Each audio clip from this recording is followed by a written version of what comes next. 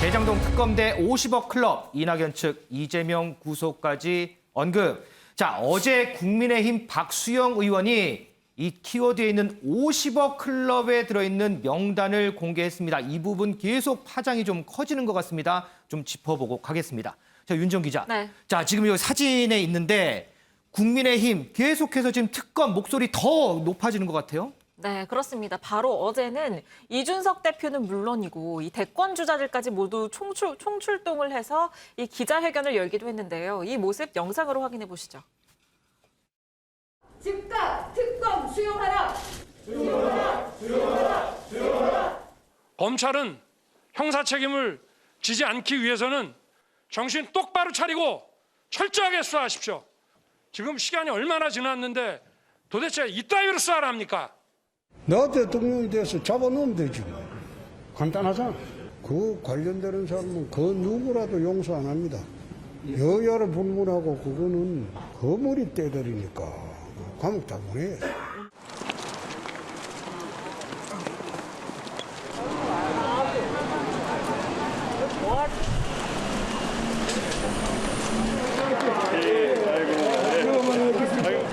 여기 있어요. 미꾸라지가 다 빠져나간 다음에 국민들에게 만족할 만한 수사 결과를 내놓을 수 있겠습니까? 특검 출범에 대해서 빨리 동의를 해야 됩니다. 네, 보신 것처럼 윤석열 후보는 이 대장동 의혹에 대해서 의혹이 아니라 이미 확인된 배임 범죄라고 주장을 하기도 했고요. 네. 또 앞서서 영상에서 보신 것처럼 이준석 대표는 저렇게 피켓을 몸에 두르고 이 국회부터 청와대까지 무려 3시간에 걸쳐서 이 도보 행진을 하면서 이 특검을 빨리 하라고 촉구하고 나섰습니다. 자, 반대로 이동석 기자. 이에 맞서는 민주당은 어떨까요, 그러면? 네, 특히 이재명 캠프에서 현재 적극적으로 수사 착수를 강조하고 나섰는데요. 이재명 캠프의 박성준 선임 대변인은요. 화천대유 사태에 대해서 국민의힘과 친분이 깊은 법조계 인사들이 결탁한 부정부패의 종합판이다. 이렇게 평가를 했습니다. 이재명 예비후보와는 무관하다. 국민의힘 결탁설을 이렇게 주장하고 나선 건데요. 이재명 캠프는 대장동 국민의힘 오적에 대해 수사기관이 즉각적인 수사에 나서야 한다. 이렇게 강조하고 있는 상황입니다. 권순일 전 대법관의 같은 경우는요. 본인은 알지 못하는 일이다. 국민의힘을 향해서 이런 식으로 나에 대해서 명예훼손을 하는 것에 대해 심각한 유감을 표한다며 강한 불쾌감을 드러내는 모습을 보이기도 했습니다. 자, 이 박수영 의원이 공개한 명단에 대해서 국민의힘 이준석 대표, 내가 알고 있는 명단과 일부 좀 다른 것 같다, 이런 얘기를 했는데요. 이준석 대표 발언 듣고 오겠습니다. 제가 봤던 사설 정보지의 내용은 4명이 포함된 명단이었고, 우선 곽상도 의원의 이름이 있었던 건 맞고요.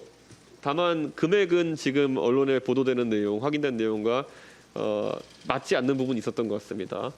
그리고 법조계 인사 중에서 언급되었던 인물들, 그리고 민주당과 친분 있는 인사도 명단에 분명히 있었습니다.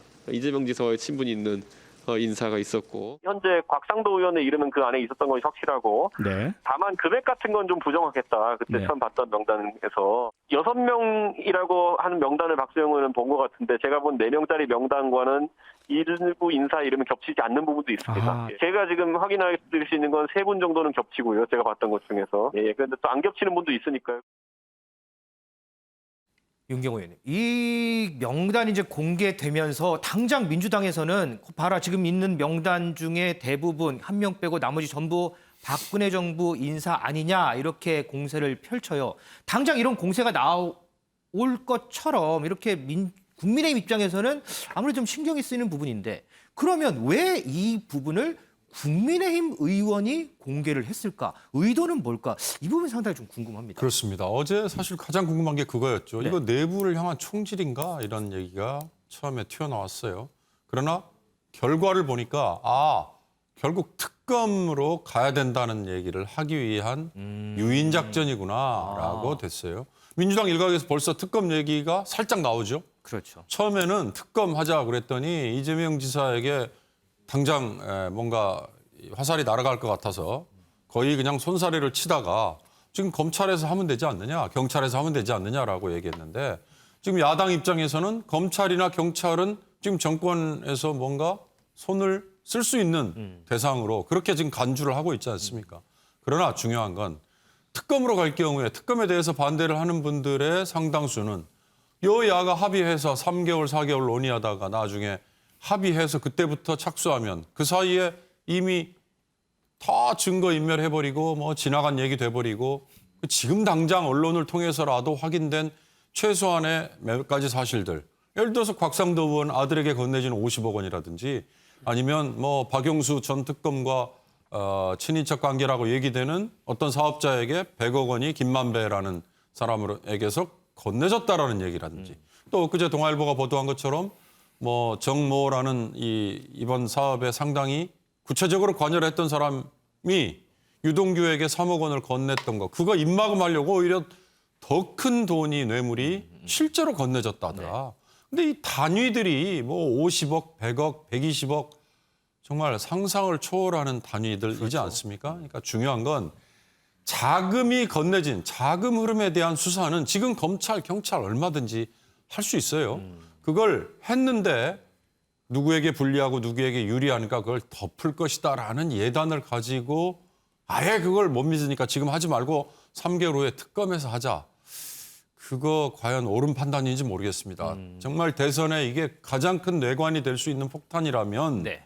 지금 이미 드러난 몇몇 사실에 대한 이 백업이 될 수 있는 자금 흐름에 대해서만큼은 빨리 해야 되는 거 아니냐. 박수영 의원이 경기 행정부지사 출신이더라고요. 지금 부산이 지역구인데 국정감사에서 한 얘기니까 이준석 대표가 말한 것처럼 뭐 찌라시에서 봤더니 어쩌고 저쩌고 하는 것보다는 박수영 의원이 한 얘기는 조금 더 신빙성이 있어 보여요. 왜냐하면 정영학이라는 회계사가 제출한 녹취록, 그렇죠. 뭐 또 검찰 기록이라고 표현은 안 했습니다만 검찰 쪽으로부터 뭔가 입수한 정보니까 이준석 대표가 얘기한 것 같이 찌라시 뭐 이런 정도보다는 조금 더 책임 있는 거 아닙니까? 국정감사에서 더군다나 의원이 한 얘기니까 면책특권도 부여받을 수 있는 거고. 자, 중요한 건 이렇게 하나하나 나온 거에 대해서 대상자가 참고인이든 또는 뭐 정확히 뭐가 잡혀서 피의자든 시간을 지체하지 말고 빨리 자금 흐름 조사부터 하고 그래서 그게 정말로 건네진 건지 아닌지 이거에 대해서 수사를 하는 게 저는 시급하다. 한 가지 중요한 건요. 뇌물죄는 반드시 뇌물을 건네서 주고받고 해야만 뇌물죄에 해당되는 거 아닙니다. 주겠다는 약속만 해도 뇌물죄는 얼마든지 해당된다는 거 잊으시면 안 됩니다. 이 50억 그 클럽 명단 공개 결국에는 특검을 주장하기 위한 것이었다라는 게 윤경호 의원의 논설이었는데 이런 대장동 의혹과 관련한 공세 야권뿐만 아닙니다. 윤지영 기자. 네. 민주당 내에 특히 이낙연 후보 측의 공세도 상당히 커요. 네, 그렇습니다. 가장 큰 경쟁자인 만큼 연일 강도 높은 공세를 이어가고 있습니다. 특히 캠프의 좌장인 서른 의원이 대표 주자로 나섰는데요. 바로 어제는 논평을 통해서 이재명 게이트라는 얘기를 썼습니다. 네. 국민 절반이 대장동 게이트를 이재명 게이트로 인식하는 현실을 직시해야 된다라면서 유동규가 이재명 후보의 측근 중에 측근, 신복이라는 사실을 삼척동자도 안다라고 밝혔는데요.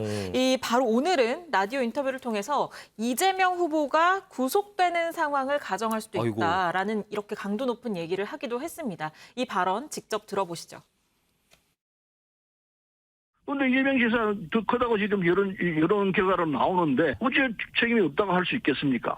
상식이죠. 유동규가 지금 배임 이후로 구속돼 있는데 그 위에 있는 시장이 설계했다고 본인 스스로 얘기를 했는데 그러면 시장이 배임 혐의가 있을 가능성이 얼마든지 있는 사안인데도 불구하고 그런 위기, 이를테면 후보가 구속되는 상황이 왔다. 이거 우리가 가상할 수 있단 말이에요. 많이 들어오고 있고 들어왔었습니다. 수사권이 없는 처지이기 때문에 이걸 그냥 알고만 있지 그걸 내놓고 이게 여기 있으니까 하라 이렇게 얘기하기가 참 힘드는 구조이죠.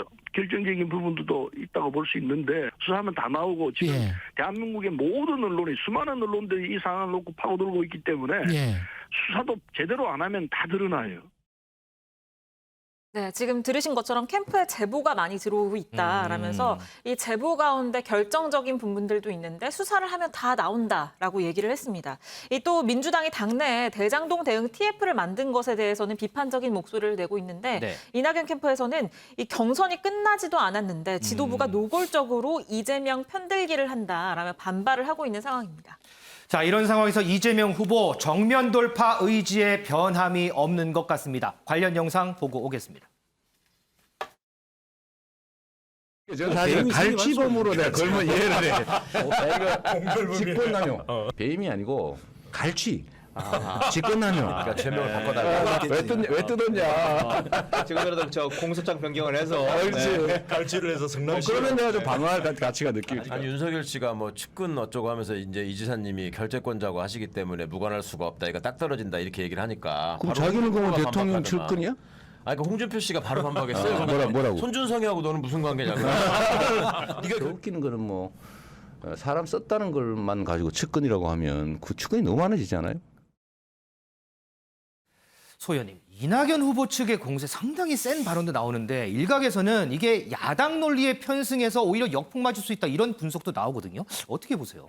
이낙연 전 대표로서는 어쨌든 이재명 지사와 경쟁하는 입장에서 최선을 다하는 거죠. 네.